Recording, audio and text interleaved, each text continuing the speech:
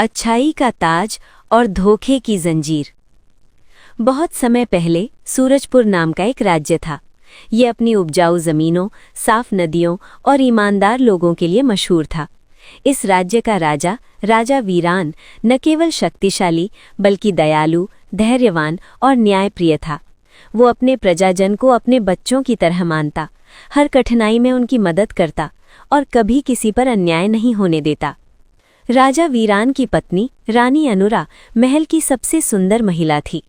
लोग कहते थे कि वो किसी परी की तरह लगती है। शुरू में वो राजा की दयालुता और न्यायप्रियता से खुश थी, लेकिन समय के साथ उसके दिल में अधिक दौलत, विलासिता और शक्ति की लालसा जागने लगी। वो महल की आरामदायक जीवन का आनंद लेती थी, लेकिन साथ ही अधिक शक्ति भी चाहती थी। राजा वीरान को अपने प्रजाजन की सेवा करना बहुत पसंद था।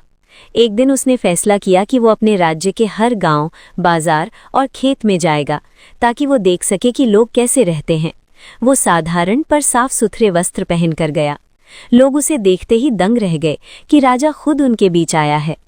राजा ने देखा कि कुछ गांवों में पानी की कमी थी, कुछ में फसलें खराब हो रही थी और कुछ लोग भूखे और बीमार थे।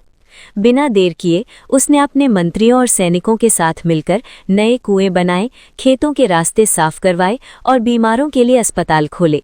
लोगों ने उसकी नम्रता और दयालुता की बहुत प्रशंसा की। इस बीच रानी अनुरा ने अपने लिए अधिक शक्ति पाने का छिपा हुआ योजना बनाई। उसने पड़ोसी राजा के साथ मिलकर राजा वीरान की संपत्ति और शक्ति को कमजोर करने की साजिश की, लेकिन राजा के वफादार मंत्री चतुर सिंह ने उसकी योजना पकड़ ली। राजा वीरान ने शांतिपूर्वक सारी बात सुनी। वो तुरंत क्रोधित नहीं हुआ। उसने सोचा कि समय अपने आप धोखेबाजों को सबक सिखा देगा। राजा ने अनुरा को एक परीक्षा देने का फैसला किया। उसने उसे गांवों में भेजा ताकि वो खुद देख सके कि असली शक्ति कहाँ है। वहां अनुरा ने देखा कि सबसे खुश लोग वे हैं जो एक दूसरे की मदद करते हैं, भूखों को खाना देते हैं और कठिन समय में एक दूसरे का साथ देते हैं।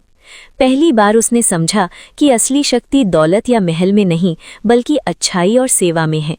फिर भी उसका अहंकार अभी भी उसके दिल में था, इसलिए उसने तुरंत बदलाव नहीं किया। एक दिन पड़ोसी राजा ने अचानक हमला कर दिया, क्योंकि उसे लगा कि महल में धोखा हो रहा है।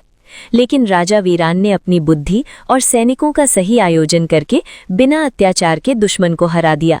लोगों ने उसकी समझदारी और धैर्य की बहुत सराहना की। रानी अनुरा ने अंततः अपनी गलती मानी और राजा से क्षमा मांगी। राजा वीरान ने उसे माफ कर दिया, लेकिन शर्त ये रखी कि वो हमेशा सत्य और अच्छाई के मार्ग पर रहे।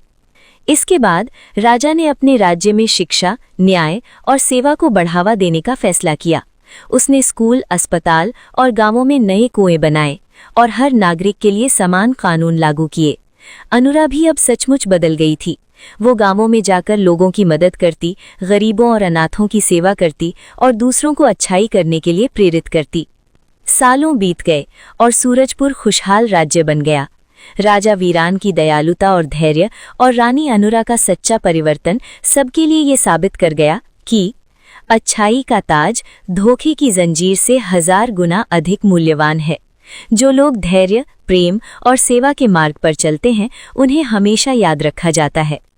राजा वीरान और रानी अनुरा की कहानी केवल राजशाही की नहीं, बल्कि मानवता की भी मिसाल बन गई। लोगों ने सीखा कि शक्ति, दौलत और विलासिता सब कुछ नहीं है। अच्छाई, धैर्य और दूसरों की सेवा ही जीवन का असली धन है।